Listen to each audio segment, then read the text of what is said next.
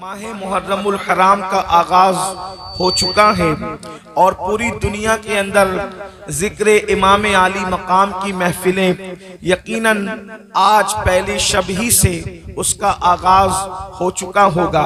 मेरे आका सल्लल्लाहु अलैहि वसल्लम के दीवानों, करबला एक अजीम पैगाम है इनकिलाब का।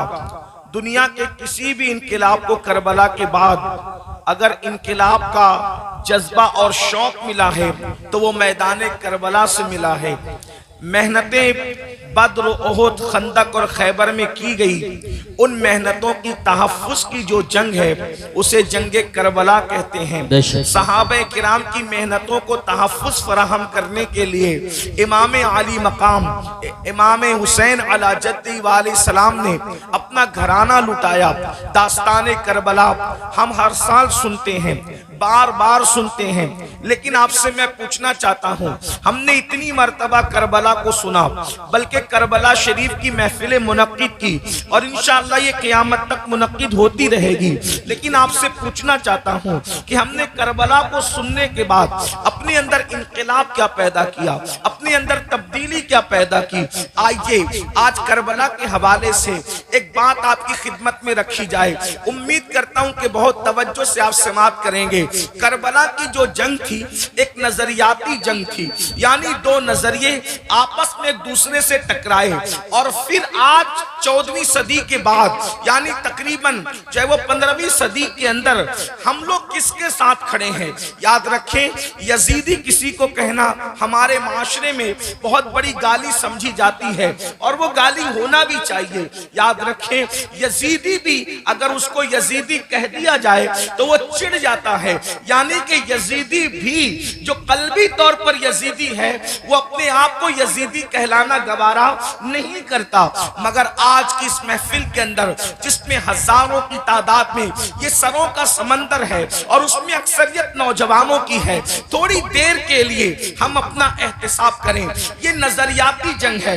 नजरियाती जंग किसे कहते हैं? अल्लाह अकबर। यानी दो शख्सियतें नहीं बल्कि दो नजरिए आपस में टकराए और नजरिए के लिए जंग की गई। तो उसमें हम किसके साथ खड़े हैं? एक जात है सैयदना इमाम हुसैन की। ये बात भी आपसे कह दूं, हुसैन सिर्फ चंद फुट के किसी शख्सियत का नाम नहीं है, हुसैन मुकम्मल नजरिए का नाम है।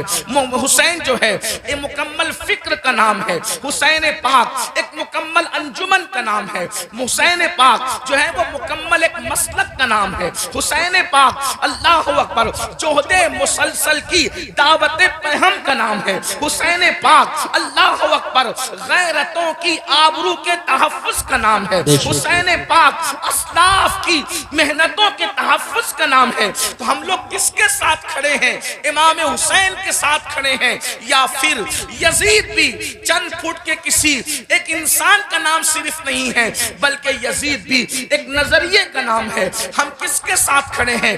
अल्लाह अकबर। जो लोग यजीदी नजरिए के साथ खड़े हैं, लाख अपने आप को हुसैनी कह लें, वो हुसैनी हो नहीं सकते। अब ये नजरियात क्या है? थोड़ी देर मैं तारीख के हवाले से आपकी खिदमत में पहले यजीद का नजरिया पढ़ता हूं और उसके बाद इमाम आली मकाम का नजरिया पढ़ता हूं। मैं नहीं कहूंगा किसी को, आप नहीं कहेंगे किसी को कि हुसैनी कौन है, यजीदी कौन है। इस महफिल में पहली मुहर्रम किस मुकद्दस शब के अंदर अपने आप में डूब कर सोचना, किसके साथ खड़े हो?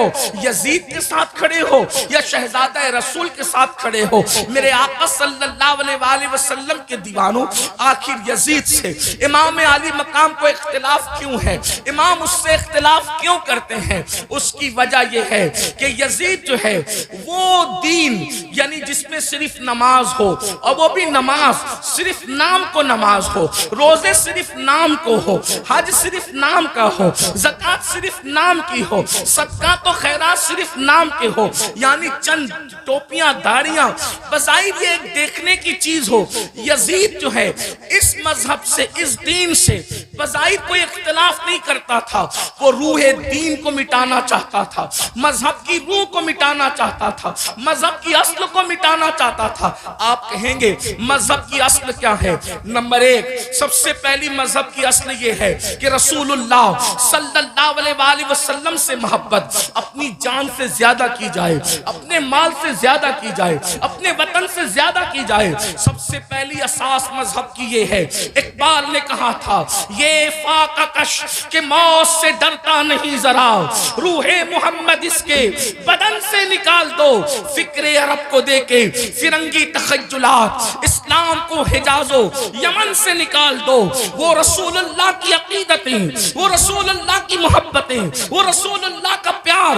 अल्लाह अकबर। नबी का नाम तो लिया जाए लेकिन एहतराम वो ना हो जो सिद्दीक अकबर के कल्ब में था, जो फारूक आजम के दिल में था, जो उस्मान गनी के दिल में था, जो मौला अली के दिल में था, जो साद, सईद, तलहा, जुबैर, अबू उबैदा इब्नुल जर्राह, बिलाल हबशी, अबू हुरैरा, खालिद इब्न वलीद के दिल में था। अल्लाह अकबर। यानी कि हुजूर अलैहिस्सलाम की शख्सियत एक आम इंसान की तरह रह जाए। मैं जितने हवाले आपके सामने जितनी बातें कर रहा हूं, इंशाअल्लाह इसके हवाले यकीनन मैं आपको देने के हवाले से तैयार हूं, लेकिन आप थोड़ा सा उसको पहले समाप्त कर लें। अल्लाह अकबर। उसके बाद यजीद का अंदाज ये था, अल्लाह अल्लाह, मुसलमान और काफिर के दरमियान फर्क करने वाली चीज नमाज है। सहाबा यही कहते रहे कि हम रसूलुल्लाह के जाहिरी दौर में मुसलमान और काफिर के दरमियान जो फर्क करते थे वो नमाज की वजह से करते थे, और वहां यजीद का हाल ये था। अल्लाह अकबर। बाद में आप मरवानी दौर में देखें यजीद की फिक्र, अल्लाह अकबर, जुमा की नमाज का हाल ये था कि जुमा का खुतबा इतना तवील करने वाले ने तवील किया कि असर का वक्त भी जाने लगा। तो अल्लाह अकबर, अल्लाह अकबर। फिर क्या हुआ? हजरत सैयदना अब्दुल्ला इब्ने उमर जैसी हस्तियों ने टोका तो अल्लाह अकबर, कहने वाले ने कहा कि मैं ये चाहता हूं कि आपके गर्दन का बोझ जो आपके जिस्म पर है उसको खत्म कर दिया जाए। मेरे आका अलैहिस्सलातु व तस्लीम के प्यारे दीवानों, इसी तरीके से आप देखें, यानी कि दीन बदलना, दीन का नाम लेकर दीन बदलना, वो दीन जिसमें नमाज ना हो यानी रूहे नमाज, वो दीन जिसके अंदर अल्लाह अकबर नशे की मुकम्मल तौर पर कोई रुकावट ना हो बल्कि नशा किया जाता हो। बल्कि यजीद के बारे में हाफिज इब्ने कसीर यहां तक लिखते हैं कि यजीद उस नशेड़ी का और नशा करने वाले का नाम है कि जिसने सफरे हज में भी शराब पीना बंद नहीं किया। वो उसने सफरे हज में भी, संबल वालों और गिरदो नवा से आने वालों, आपसे पूछना चाहता हूं, हमारे हिंदुस्तान का कितना भी बिगड़ा हुआ आदमी अगर हज के लिए जाए तो कम से कम वो सफरे हज में शराब नहीं पीता। अल्लाह अकबर। लेकिन वो किस कदर बदबख्त था, किस कदर बदतरीन और पलीद था इब्ने कसीर के कौल के मुताबिक कि उसने सफरे हज में भी शराब पी। और बाज मुअर्रिखीन ने तो यहां तक उसके बारे में कहा है कि उसने अशआर कहे। अगर मुअर्रिखीन ने इंसाफ से काम लिया है तो मैं अहले इल्म की तवज्जो चाहता हूं, मैं सिर्फ नाक़िल की हैसियत से इसको बयान कर दूं। अल्लाह अकबर। उसने कहा कि अगर दीने मुहम्मदी में शराब हराम है तो फिर ईसाई बन करके शराब पी लेना चाहिए। ये उसका नजरिया था। वो बंदर नचाता था, आपको पता है, वो बांसुरी बजाता था, आपको पता है। अल्लाह अकबर।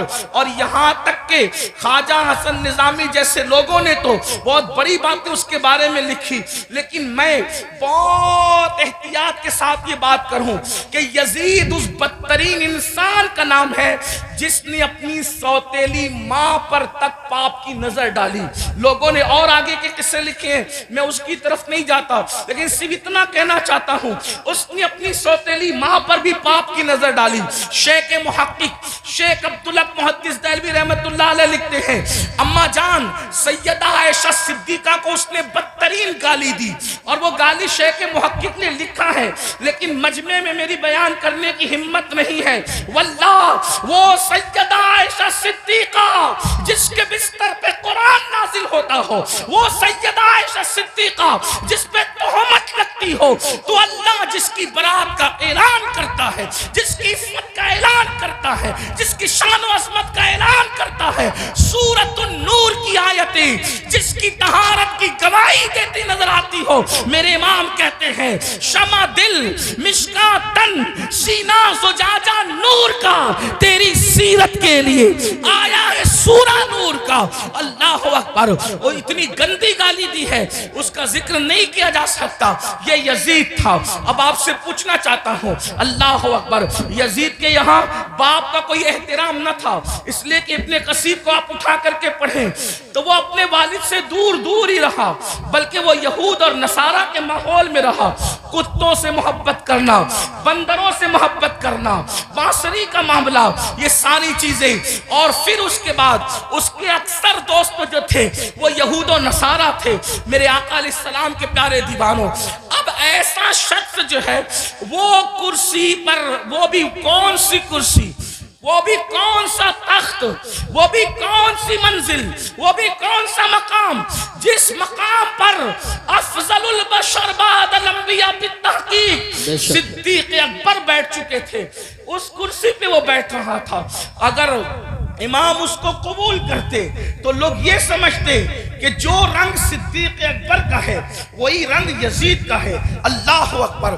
यानी किस कदर जो है वो दीन के अंदर फितना होता, रखना होता, किस तरह जो है वो दीन का की शक्ल बिगड़ जाती।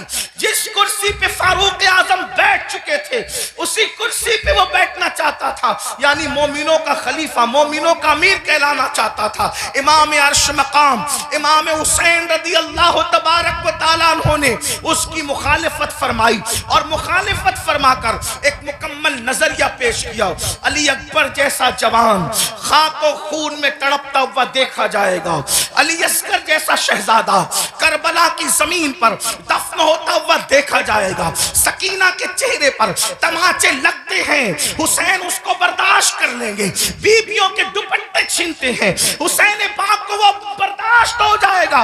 लेकिन अल्लाह अकबर, अल्लाह के दीन को बदला जाए, खुदा के दीन के अंदर जो रूह है उसको मुर्दा करने की कोशिश की जाए, इमाम ने उसको गवारा न फरमाया और सब लुटाया जो आप दास्ताने करबला में सुनते हैं। आपसे पूछना चाहता हूं, अब हम किसके साथ खड़े हैं? मैं जल्दी जल्दी अपनी गुफ्तगू को आगे की तरफ ले जाऊं।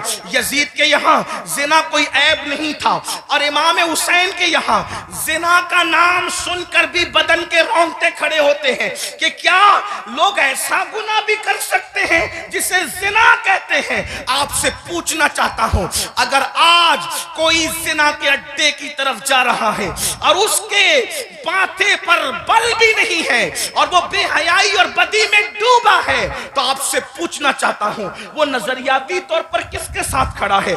इमाम हुसैन के साथ खड़ा है या फिर यजीद के साथ खड़ा है? बड़ी माजरत के साथ अगर बुरा लगे तो माफ करना, कड़े पहनने का नाम हुसैनियत नहीं है, डोरे हाथों में बांधने का नाम हुसैनियत नहीं है, रंग बिरंगी कपड़ों पहनने का नाम हुसैनियत नहीं है, 10 दिन के मुहर्रमी बनने का नाम हुसैनियत नहीं है। हुसैनियत क्या है? हुसैनियत ये है, अगर दीन के तहफ्फुज़ के लिए घर लुटाना पड़े तो घर लुटा दो, औलाद लुटाना पड़े तो औलाद लुटा दो, हत्ता के जान भी कुर्बान करना पड़े तो जान भी कुर्बान करके बता दो, जाने अहम नहीं है, अल्लाह का दीन है। अल्लाह या रसूल।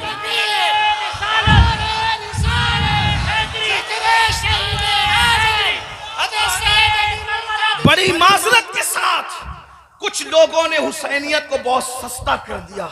अगर डोरे कड़े और कलर के कपड़ों का नाम हुसैनियत होता या चंद महफिलों का नाम हुसैनियत होता, फिर तो पूरी दुनिया हुसैनियत की तरफ आ जाती। हुसैनियत इतनी आसान तो नहीं है ना। उस दौर में भी 22,000 का लश्कर अलग खड़ा है और 72 नफूस अलग खड़े हैं। इससे पता चला हुसैनियत आसान नहीं है।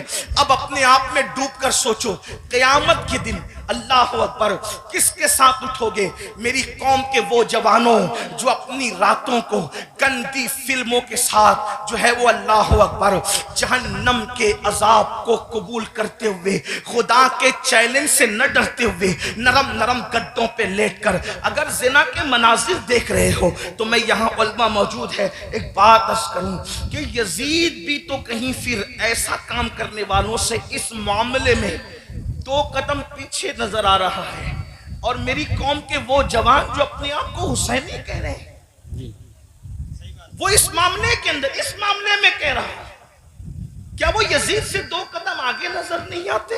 अल्लाह, बताओ तो सही, शहजादे रसूल से मोहब्बत का दावा, और कोई मुसलमान ये तसव्वुर कर सकता है कि वो जिना के अड्डे पे जाए?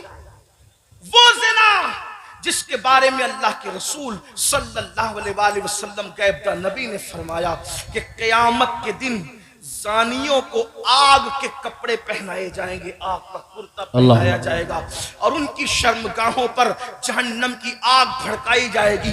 फिर उसके बाद दूसरी चीज शराब को ले लें, नशा को ले लें। अल्लाह अकबर, 16-16, 17-17 साल के लड़के आज हमारे नशा की तरफ जा रहे हैं। और अल्लाह अकबर, नशा की तरफ जो चीज ले जा रही है, मुझे ऐसा महसूस हो रहा है कि हुक्का जो है वो इंसान को नशे की तरफ तेजी के साथ ले जा रहा है। मैं हुक्के पर कोई हुक्म तो नहीं लगा रहा हूँ, वैसे कहीं कोई मैं मुफ्ती भी नहीं हूँ कि मैं हुक्के पर कोई हुक्म लगाऊं। हुक्म बयान करना मेरा काम नहीं, मैं एक छोटा सा तालिब इल्म हूँ। इस्लाह मुआशरा की महफिल में सिर्फ दिल का दर्द लेकर के आया हूँ। इब्तिदा हुक्के से होती है, हुक्का तो कोई हराम नहीं, इस तरह की लोग बात करते हैं, फिर धीरे धीरे सिगरेट पर आते हैं और सिगरेट के अंदर फिर क्या क्या लगा के पिया जाता है मुझसे ज्यादा आप लोग जानते हैं और आप लोगों से ही हम तक बातें पहुंचती है। और फिर धीरे धीरे इंसान एमडी का, नशे का और खुदा जाने किस किस चीज का आदी हो जाता है। आपसे पूछता हूं, यजीद भी नशा कर रहा है, आप भी नशा कर रहे हैं, और यजीद के और आपके नशे में फर्क क्या है? अल्लाह अकबर, शायद यजीद ने एमडी वगैरह को ख्वाब में भी नहीं देखा होगा। अल्लाह अकबर, अंदाजा फरमाए किस तरफ जा रहे हो। अल्लाह अकबर, इमाम आली मकाम अला जद्दी वाले सलाम के सामने ये चैलेंजेस थे। आप अपनी कौम को जराइम से बचाना चाहते थे, आप अपनी कौम को गुनाह से बचाना चाहते थे। जानते हैं अल्लाह के रसूल सल्लल्लाहु अलैहि वसल्लम ने बस्तियों के उजड़ने और घरों के उजड़ने के लिए जो बात बयान फरमाई है उसको दिल के कानों से सुने। अल्लाह के गैबदा नबी सल्लल्लाहु अलैहि वसल्लम इरशाद फरमाते हैं, रातों को कुछ लोगों के मकानात खुद ब खुद जमीन में धंस जाएंगे, जमीन के अंदर जो है जमीन बोस हो जाएंगे। आप कभी सुनते हैं ना कि फला बिल्डिंग गिर गई, फला बिल्डिंग जमीन में दफन हो गई। मैं ये नहीं कहता कि सब इसी वजह से होती है, लेकिन अल्लाह के हबीब गैबदा नबी सल्लल्लाहु अलैहि वसल्लम घरों के उजड़ने के, घरों के जमीन बोस होने के असबाब क्या बयान करते हैं। लोग कहते हैं हमारे घरों पर ये चल रहा है, वो चल रहा है। मैंने कहा जो चला रहे हैं हम उनके भी साथ नहीं है, लेकिन अपना करतूत भी तो देखो। कुरान कहता है वमा असाबकुम मिन मुसीबतिन फबिमा कसबत ऐदीकुम, कि तुम पर जो भी मुसीबत आती है वो तुम्हारे किए धरा है, वो तुम्हारे बुरे अमाल का नतीजा है। अल्लाह अकबर, क्या हुआ? आका इरशाद फरमाते हैं सल्लल्लाहु अलैहि वसल्लम के कुछ लोगों के मकान रातों रात जमीन पे गिर जाते हैं, जमीनों में धंस जाते हैं। सहाबा ने पूछा या रसूल अल्लाह उसकी वजह क्या है? आका फरमाते 2 गुना जब घरों के अंदर किए जाते हैं, 2 गुना जब इमारतों के अंदर किए जाते हैं तो घरों को जमीन में धसा दिया जाता है, घरों को जमीन बोझ कर दिया जाता है। पूछा या रसूल अल्लाह वो क्या है? फरमाया एक मौसीकी है, म्यूजिक है। जिस घर में म्यूजिक बजता है और जिस घर में शराब पी जाती है, रातों रात उन घरों को जमीन में धसा दिया जाता है।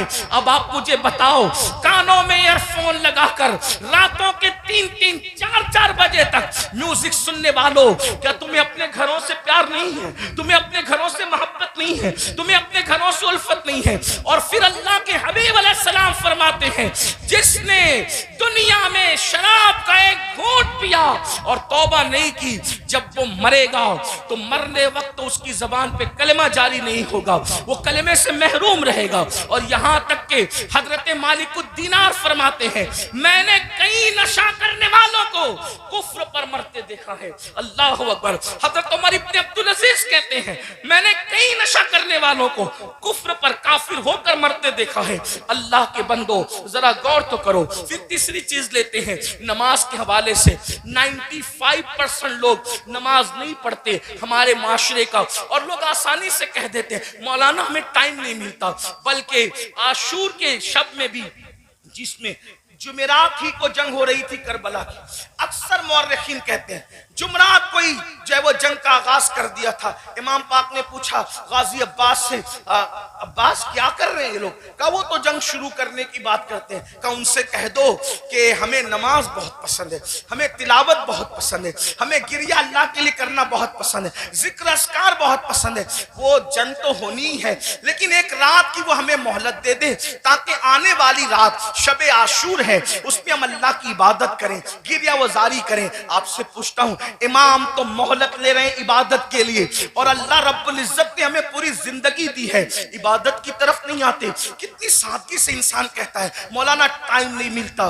मुझे बताओ हमसे बढ़ करके मक्र कौन कर रहा है? हम कहते हैं टाइम नहीं मिलता। अगर तिलावत के लिए टाइम नहीं है तो घंटों घंटों व्हाट्सएप पर वक्त के लिए कैसे टाइम मिलता है? अगर अल्लाह की इबादत के लिए टाइम नहीं है तो फेसबुक पर यूट्यूब पर घंटों गुजारने के लिए टाइम कैसे मिलता है? दोस्तों के साथ गपशप करने के लिए टाइम कैसे मिलता है?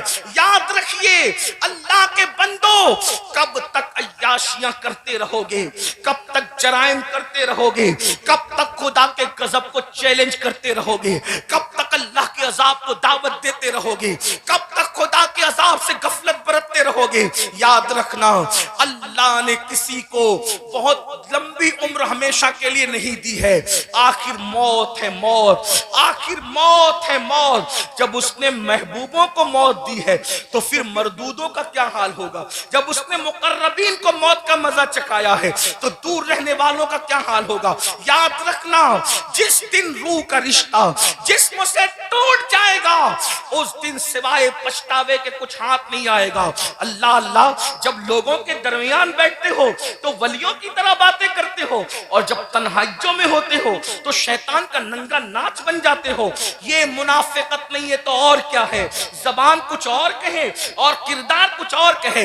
कुरान कहता है लिमा तक़ूलूना मा ला तफ़अलून, वो क्यों कहते हो जिस पर खुद अमल नहीं करते। मुसलमानों बताओ, अल्लाहु अकबर, हमें नमाज के लिए टाइम नहीं। कौन नमाज? वो नमाज जो मेराजुल मोमिनीन है, वो नमाज जो रसूलुल्लाह सल्लल्लाहु अलैहि वसल्लम की आंखों की ठंडक है, वो नमाज जो गुनाहों से इंसान को ऐसे पाक कर देती है जैसे गुस्ल करने वालों के जिस्म का मैल खत्म हो जाता है, वो नमाज जो अल्लाह से बंदे को करीब कर देती है, अल्लाह का कुर्ब नसीब होता है जिस नमाज से। कौन सी नमाज? वो नमाज जिसकी बुनियाद पर इंसान रहमतों का मुस्तहिक होता है। कौन सी नमाज? वो नमाज जिससे रोजी में बरकत होती है, वो नमाज जिसके बाद दुआएं कबूल होती है, वो नमाज जिसके पढ़ने से बीमारियों का खात्मा होता है, वो नमाज जिसके बाद इंसान को मकाम महबूबियत मिलता है, वो नमाज। अल्लाहु अकबर, सारे अहकामात जमीन पर भेजे गए, लेकिन जब नमाज देना हुआ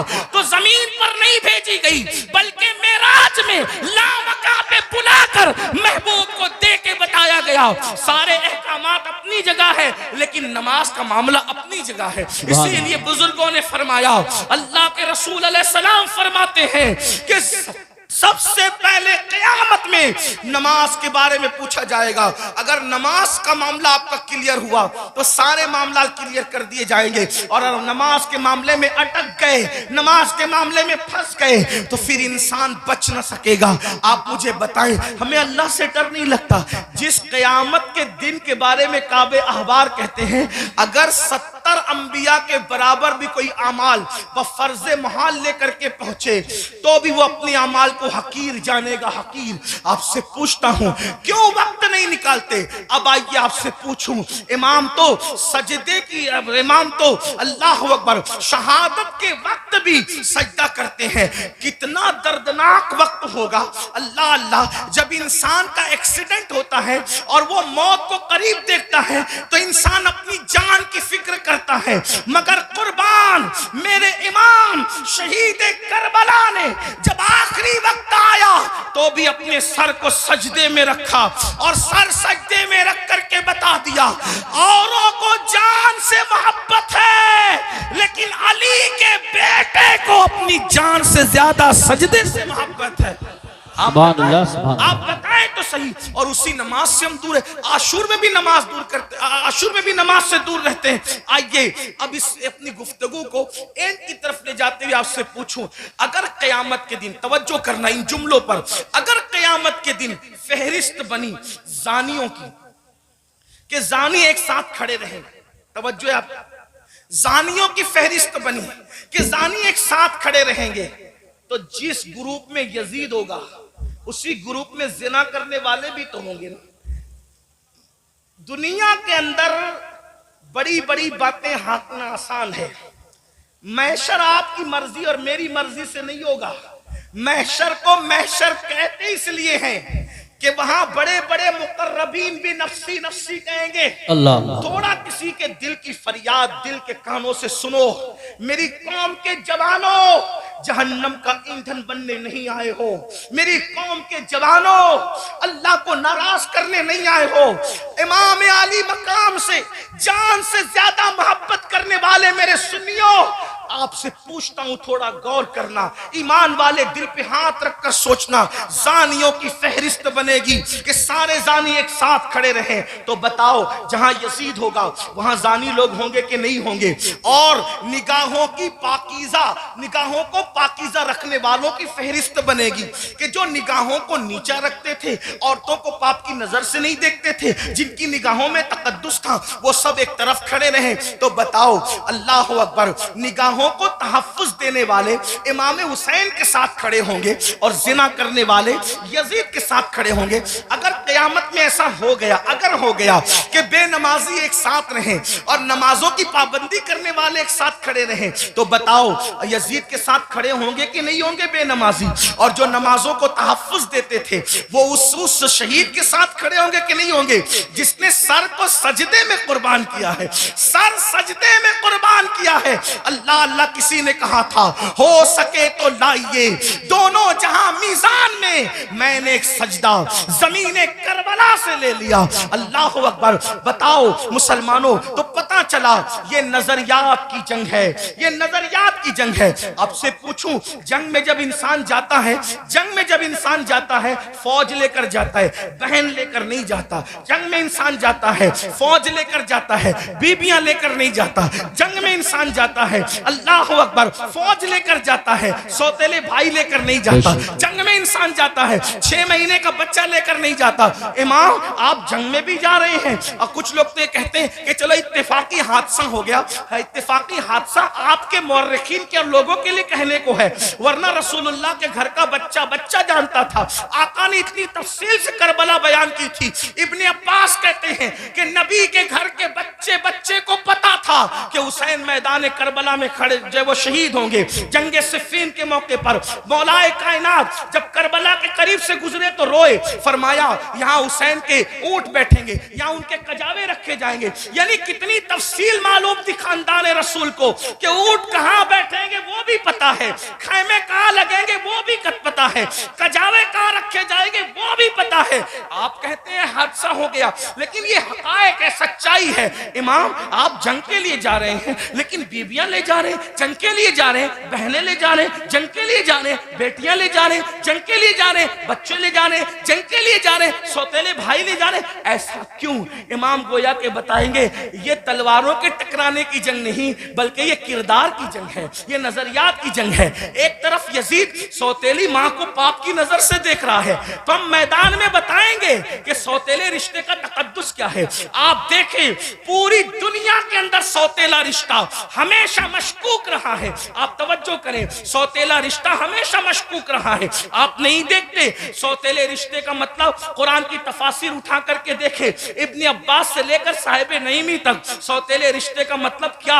हजरत याकूब अलैहिस्सलाम की बीवी जो हजरत यूसुफ अलैहिस्सलाम की सौतेली मां है, अल्लाह अकबर, वो अपने बेटों को बता रही है, अल्लाह अकबर, के तुम्हारे सौतेले भाई ने ये ख्वाब देखा है। इसी तरह है ना, सौतेले भाई हाथ का पानी छीन करके जमीन पे डाल रहे हैं, सौतेले भाई हाथ की रोटी छीन करके कुत्ते को डाल रहे हैं, सौतेले भाई मार पीट करके कुएं में फेंक रहे हैं। यही तो सौतेला रिश्ता लोग जानते हैं। मगर कुर्बान जाए, इमाम आली मकाम सौतेले भाइयों को करबला में ले जाकर और फिर उनकी वफा का इजहार करके बता रहे, आखिरकार इमाम हुसैन ने सौतेले भाइयों के साथ सुलूक क्या किया होगा कि सौतेले भाई अपनी जान से ज्यादा अपने अपने सौतेले भाई से प्यार कर रहे हैं। कोई किसी पर यूं तो नहीं मरता, कोई किसी से यूं तो प्यार नहीं करता। अब आपसे पूछता हूं, हुसैन पाक का सौतेला भाई सबसे ज्यादा मोतबर बावफा है, जिसे दुनिया गाजी अब्बास के नाम से जानती है।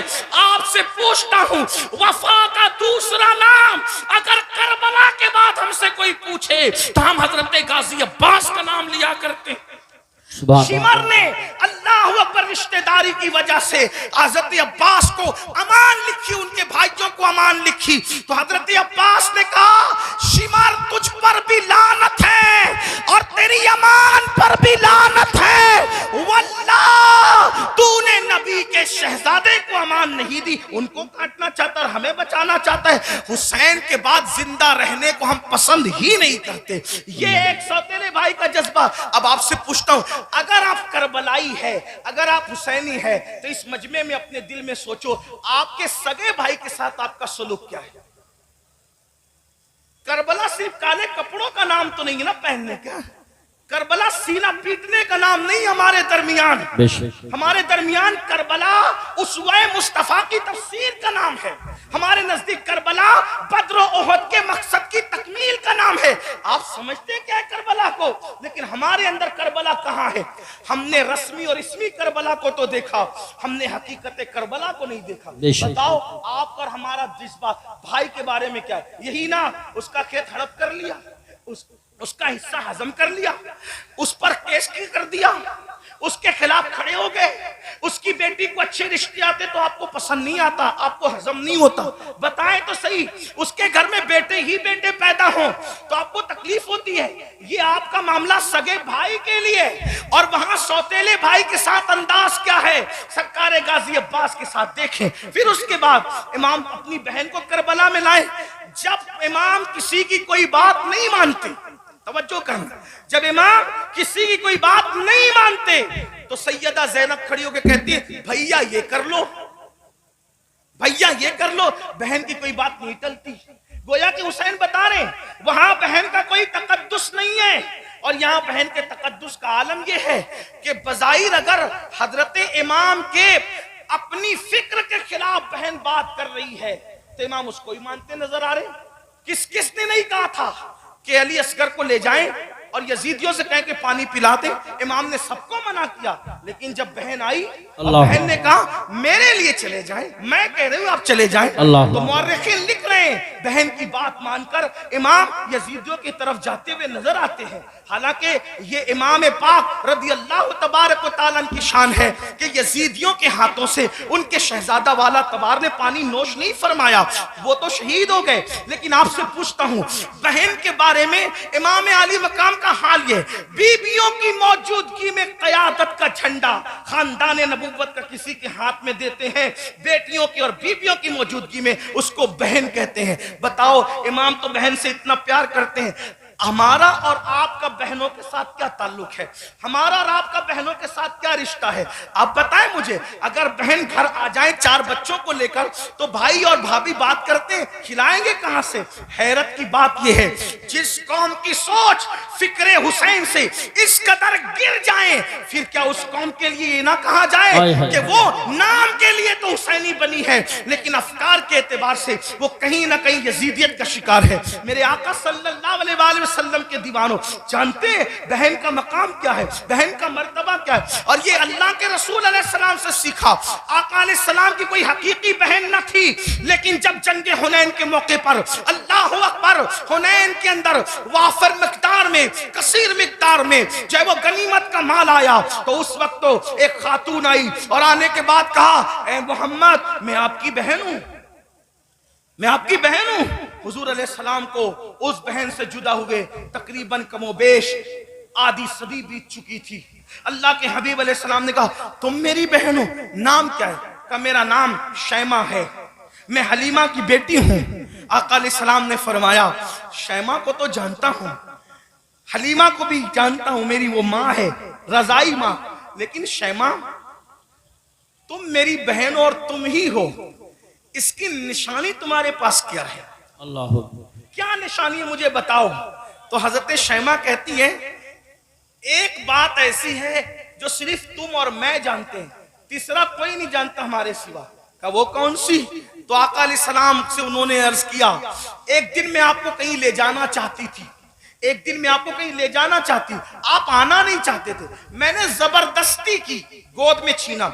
आपने अक्सर ये मंजर देखा होगा घरों में कि बड़ी बहनें भाई को गोद में ले जाना चाहती है, वो नहीं आना चाहता, तो क्या होता है, वो जबरदस्ती खींचती है, तानती है, ऐसा करती है। तो शैमा कहती है आप नहीं आना चाहते थे, मैं ले जाना चाहती थी, मैंने जबरदस्ती की, तो आपने मेरे कंधे पर दांत काट लिया था, और वो दांत काटने का निशान अब भी मौजूद है। हुजूर अलैहिस्सलाम ने ये सुना तो इतना हंसे अपनी शान के मुताबिक कि हुजूर अलैहिस्सलाम की दाढ़ें नजर आई, और फिर जब ये साबित हो गया कि शैमा यही है, तो आका ने फरमाया, ऐ मेरे सहाबा, शैमा के ससुराल की बकरियां, भेड़े, ऊंट, घोड़े जितने गनीमत में आए हैं, चूंकि ये मेरी बहन है, मैं इसको वापस करता हूं, तुम लोग भी वापस करो। सुभान अल्लाह, नारे तकबीर। फरमाए बहन का ये इकराम है, हालांकि वो हकीकी बहन नहीं है, वो हकीकी बहन नहीं, रज़ाई बहन है। इकराम देखो, एहतराम देखो, हमारे पास बहन का क्या एहतराम है। अगर बहन जवान हो गई, उसको रिश्ते नहीं आ रहे हैं, तो भाई बोझ समझता है, बोझ समझता है, और जब भाई बोझ समझता है तो वो देखती है कि भाई का मुंह अच्छा नहीं, बाप बोझ समझ रहे, बाप का मुंह अच्छा नहीं, माँ बोझ समझ रही, बाप का मुंह, माँ का मुंह अच्छा नहीं, तो फिर एक बेटी ये फैसला करती है, जिस घर में न भाई अपना हो, न बहनें अपनी हो, न माँ अपनी हो, न बाप अपना हो, सब तो मुंह उतार करके मुझे बोझ समझते हैं, तो फिर वो मजबूरन ये फैसला करती है कि फिर बाहर जहां से प्यार मिल रहा है, प्यार अगरचे धोखे की तौर पे मिल रहा है, अल्लाह अकबर, फिर क्यों ना उसी का हाथ पकड़ लिया जाए। याद रखना मुसलमानों, आज हमारे मिंबरों से ये बात हो रही है कि हमारी बेटियां भाग रही हैं, भाग रही हैं, भाग रही हैं। मुफक्किरीन यूट्यूब चैनलों पर भी कह रहे हैं। पहली बात तो मैं दो बात करना चाहता हूं। नंबर एक, मिंबरों से इस बात को बहुत मुबालगे के तौर पे बयान न किया जाए, ये मेरी गुजारिश है, वरना कल मुस्तकबिल में, अल्लाह अकबर, मुस्तकबिल में कल लोग इन्हीं तकरीरों को बुनियाद बनाकर, इन्हीं अखबारात के आर्टिकलों को बताकर हमारे बच्चों को ताना देंगे कि तुम्हारी बेटियां तो भगोड़ी थी, भगोड़ी, कौम की बेटियां भगोड़ी थी। कोई कहता है 30 लाख चली गई, कोई कहता है 40 लाख चली गई, कोई कहता है 50 लाख चली गई। मैंने कहा हजरत जी सबूत तो बताएं, इतनी चली गई कहां गई, जरा ये तो बताएं। वो कहा मीडिया में आया है। मैंने कहा ओ नादानो, थोड़ा तो जरा शऊर करो, हर बात तो बोलने की नहीं रहती। अगर मीडिया कह दे कि चांद हो गया, चांद आ गया, तो क्या उसकी बात मानोगे? नहीं मानेंगे। हमने कहा जिस मीडिया के कहने पे चांद का आना नहीं मानते, उस मीडिया के कहने पे बेटियों का भाग जाना कैसे मान लेते हो? वल्लाह आज भी मुसलमानों की बेटियों में इतनी गैरत है कि किसी और की मां में उतनी गैरत नहीं है। लेकिन कहीं कुछ गई है, कहीं कुछ गई, मैं जानता हूं, इनकार नहीं कर रहा हूं, कहीं कुछ गई है, लेकिन कौन गई है? वो गई है खदीजतुल कुबरा का किरदार जिसने नहीं सीखा। कौन गई है? आयशा सिद्दीका का किरदार जिसने नहीं सीखा। कौन गई है? सैयदा फातिमा ज़हरा का किरदार जिसने नहीं सीखा। कौन गई है? सैयदा ज़ैनब का किरदार जिसने नहीं सीखा। वो चंद गई है। लेकिन याद रखना, हम इतना मुबालगा न करें, इसलिए कि बातें बातें होती है, हकीकतें हकीकतें होती है। अल्लाह अकबर, अपनी बातों को दिलचस्प बनाने के लिए पूरी कौम की आबरू का हम सौदा न करें, थोड़ा सा हमें ख्याल करना होगा। और एक बात कहता हूं, एक बात कहता हूं, लेकिन चले चंद गई तो गई, एक बात कहता हूं, बहुत पूरे यकीन से कहता हूं, उलमा मौजूद हैं, मेरे मखदूम भी मौजूद हैं, सादात किराम भी मौजूद हैं। अल्लाह अकबर, जब तक मुसलमान बेटी को जन्नत समझता था, उस वक्त तक हमारी बेटियां घर से कभी नहीं भागी थी। जब से मुसलमान ने बेटी को बोझ समझा है, अब हमारी बेटियां घरों से जा रही है। अगर जा रही है चंद तो बोझ समझा इसलिए जा रही। बेटियों को बोझ न समझो, बेटियां बोझ नहीं है, जन्नत है। बेटियां बोझ नहीं है, जन्नत है। बहनें बोझ नहीं है, जन्नत है। इसलिए उनकी खिदमत करो। क्या लोगों को यह नहीं पता, अल्लाह के सच्चे रसूल सादिक व मसदूक ने फरमाया, बेटी की परवरिश करने वाला और मैं मोहम्मद जन्नत में इतने करीब होंगे जैसे ये 2 उंगलियां करीब है। आपसे पूछता, ये लोग कहते हैं हजरत ऐसा तावीज दी हमेशा बरकत रहे। मैंने कहा बेटी, उस तावीज का नाम है क़यामत तक बरकत रहे। वो कैसे? का हदीस सुभान पाक में आता है, जिस घर में बेटी पैदा होती है उस घर में फरिश्ते आते हैं और उसको चारों तरफ से घेर कर कहते हैं, ऐ कमजोर जान से पैदा होने वाली कमजोर जान, जिसके घर में तू पैदा हुई, हम क़यामत तक अल्लाह के हुक्म से उसकी मदद करते रहे। अब बेटी पैदा हो तो मदद यूं उतर रही है और हमने बेटियों को बहुत समझ लिया।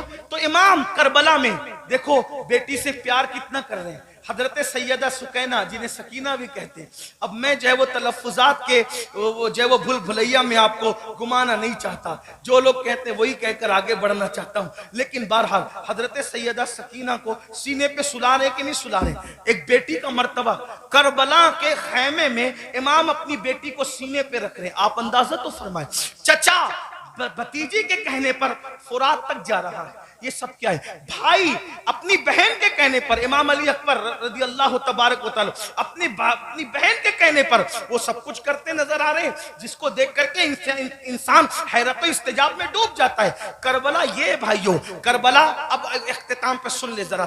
करबला रिश्तों की वफा का नाम, करबला रिश्तों को ताज़ीम देने का नाम, करबला मोहब्बतों का नाम, करबला एहतराम का नाम, करबला ताज़ीम का नाम, करबला कुरान के तहफ़्फ़ुज़ का नाम, करबला अकीदे की हिफाजत का नाम, और करबला हदीस के सही मफहूम को अमली तफसीर में पेश करने का नाम, करबला कुरान मुकद्दस के सांचे में ढल जाने का नाम, करबला शराब से नफरत का नाम, करबला ज़िना से नफरत का नाम, करबला जुए से नफरत का नाम, करबला बांसुरी म्यूजिक और मौसीकी के मुकम्मल खातिमे की जोदे मुसलसल का नाम, करबला सजदों के लिए इंसान क्या क्या कुर्बानी दे सकता है, इस पैगाम में खामोश का नाम करबला है। अब आपसे पूछता हूं, हमने करबला से सीखा क्या? वही गुनाह में मुब्तला, वही जराइम में मुब्तला, वही बलाओं में मुब्तला। एक बात ये भी कह दूं इख्तिताम पर, खास तौर पर आखिर में बात करते करते, मुसलमानों एक बात आपसे कह दूं, करबला तो सहाबे किराम की कुर्बानियों के तहफ्फुज़ का नाम था, लेकिन आज जब करबला का जिक्र होता है तो उन्हीं सहाबा को निशाना बनाया जाता है, उन्हीं सहाबा पे तबर्रा किया जाता है, उन्हीं सहाबा को माज़अल्लाह ये इसलिए करार दिया जाता है कि उन्होंने तो अहले बैत का हक कसब किया। और वो लड़के जो जुमा की नमाज भी 2 रकअत पढ़ के भाग कर आते हैं, ऐसे जैसे स्कूल की छुट्टी होने पर बच्चे भाग जाते हैं, वो सहाबा के किरदार पे बात करते हैं कि वो तो ऐसे थे, वो तो वैसे थे। मैं पूछता हूं, किस मुंह से सहाबा को तान करते हो? किस मुंह से सहाबा की अजमत पर उंगली उठाते हो? 2 रकअत पढ़ने की औकात नहीं है सही से, और उनके लिए उंगली उठा रहे हो जिन्होंने दीन के लिए अपना माल कुर्बान किया। आज मुसलमान कहलाना आसान है, लेकिन अल्लाह अकबर, उस वक्त जब अल्लाह अल्लाह मुसलमान कहलाए जाने पर, मुसलमान बन जाने पर पिटाइयां होती थी, पत्थर मारे जाते थे, कोड़े मारे जाते थे, चाबुक बरसाए जाते थे, भूखा रखा जाता था, सोशल बाइकाट किया जाता था। सहाबा उस वक्त के मुसलमान हैं, उनके ईमान पर ये कौम के लड़के सवाल या निशान खड़ा करेंगे जिनको तहारत के मसाइल तक नहीं पता है। आपसे पूछना चाहता हूं, वो सिद्दीक अकबर रज़ी अल्लाह तबारक व तआला अन्हु जिसने वो कुर्बानी दी है कि अल्लाह के रसूल ने फरमाया, जिसने इस्लाम की मदद की है सबके एहसान का बदला अदा किया जा चुका है, सिवाय अबू बकर के एहसान का बदला क़यामत में अल्लाह तबारक व तआला अता फरमाएगा। ऐसे लोगों को गासिब कहा जाता है, ऐसे लोगों को हक तलफ किसका? अहले बैत का। मुझे बताओ मुसलमानों, जरा गौर करो, उस फारूक आजम के बारे में कहा जाता है कि उन्होंने ये किया, ये किया, ये किया। आपसे पूछता हूं, फारूक आजम का किरदार पता है? फारूक आजम का किरदार मालूम है? फारूक आजम के किरदार के बारे में इल्म है?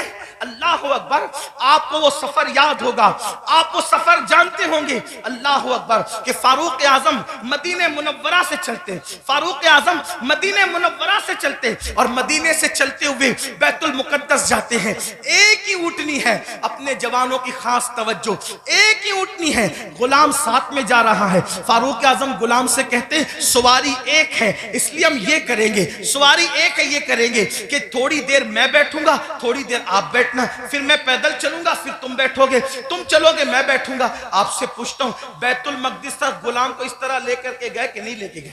आप बताएं, बोलने से पहले तोलो किसी की भी बात सुन करके बका मत करो।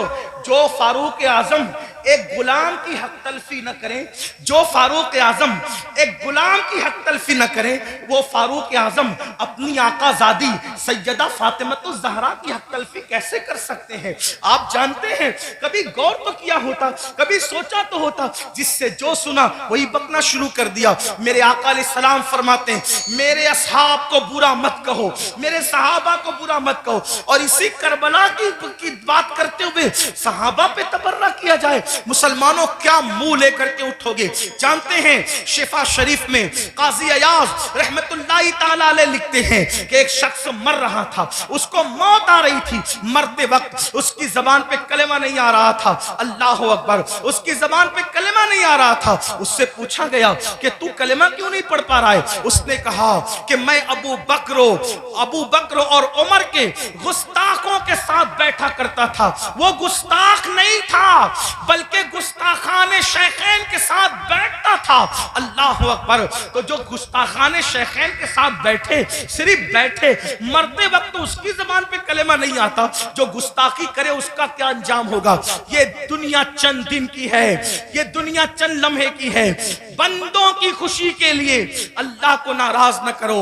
वल्लाहु व रसूलुहु अहक्कु अन युर्दू, अल्लाह और उसका रसूल इस बात के ज्यादा हकदार हैं कि उनको राजी किया जाए। आज ये बहस चल रही है कि कौन कब ईमान लाया था, कौन कब ईमान लाया था। मैंने कहा किसी ने कभी भी ईमान लाया था, ईमान तो लाया था ना, हुजूर ने तो माफ किया था ना, हुजूर ने तो चादर में जगह दी थी ना। जिसको रसूलुल्लाह अमान दे दे, जिसको नबी अमान दे दे, उम्मती को हक क्या है उसको अमान से बाहर करने का। आपसे पूछना चाहता हूं, इसलिए मुसलमानों अपनी हैसियत में रहो। आला हजरत इमाम अहमद रजा मुहद्दिस बरेलवी फतावा रज़विया शरीफ में लिखते हैं, आलिम रब्बानी की तौहीन करने वाला कुफ्र तक जाता है। जब आलिम रब्बानी की तौहीन करने वाला कुफ्र तक जाता है, जो सहाबा की तौहीन करे, सहाबा को गालियां दे, याद रखना स्टेज पर कुछ भी कहो, कमरे की गुफ्तगू तो अल्लाह सुन रहा है, दिलों का हाल तो अल्लाह देख रहा है। इसलिए उनके लिए दिलों में कीना न रखो, उनके लिए दिलों में अदावत न रखो। मुसलमानों क्या बात है, अगर रसूलुल्लाह ऊंट के चमड़े की नालैन पहन ले तो हम उस नालैन को सर पे रखते हैं। आखिर ऊंट का चमड़ा ना देखा, क्या देखा? रसूलुल्लाह की निस्बत देखी।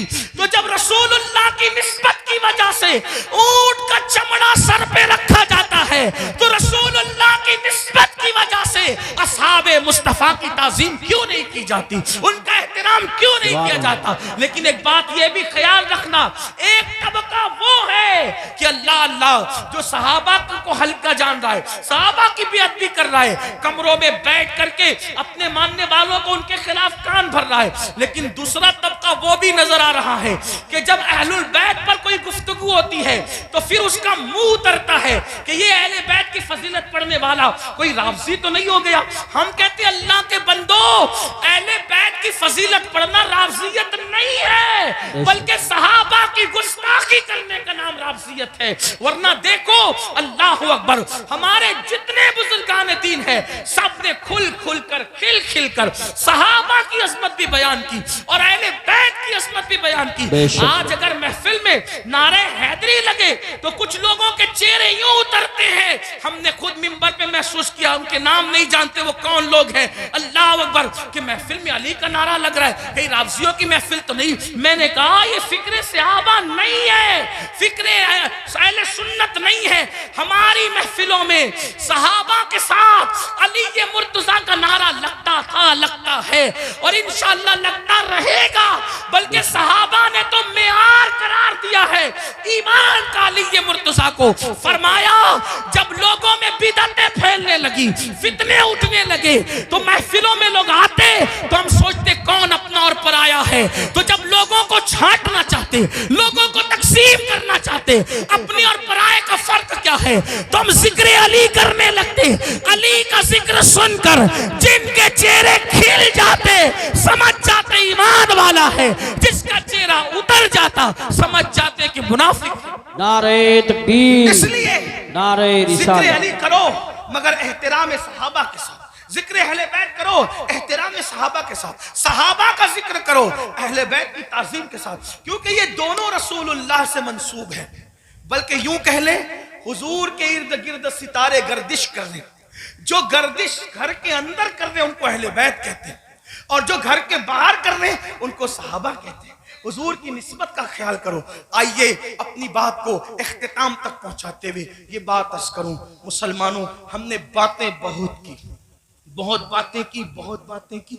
हम सब जगह हैं, अमल के मैदान में नहीं, अमल से कोरे, जिंदगी गुनाहों में डूबी हुई है। याद रखना, अल्लाह की बारगाह में हमें और आपको पहुंचना है, अल्लाह को मुंह दिखाना है, अल्लाह की बारगाह में खड़े होना है। आइए आज से पहले कुछ किया, जो किया सच्ची तौबा करें, अल्लाह की तरफ पलटे, अल्लाह की तरफ वापस आए। याद रखिए, इंसान जहां जाकर जुर्म का एतराफ करे, जहां जाकर एतराफ जुर्म करने से इंसान की इज्जत घटती है, लेकिन एक मेरे अल्लाह का दर है, जहां आकर इंसान इकबाल जुर्म कर ले तो मेरा अल्लाह इज्जत घटाता नहीं बल्कि इज्जत को बढ़ा देता है। आओ तौबा करो। आज मुहर्रम शरीफ की पहली तारीख है। ये मुहर्रम शरीफ हुर्मत वाला महीना है, हुर्मत वाला, यानी जिन 4 महीनों की हुर्मत अल्लाह ने रोज़ अव्वल से मुकर्रर की है उसमें मुहर्रमुल हराम भी है।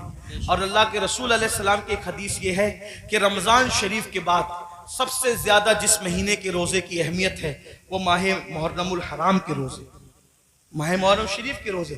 इन दिनों को खुराफात बिदात में गुजारने की बजाय इबादात में गुजार।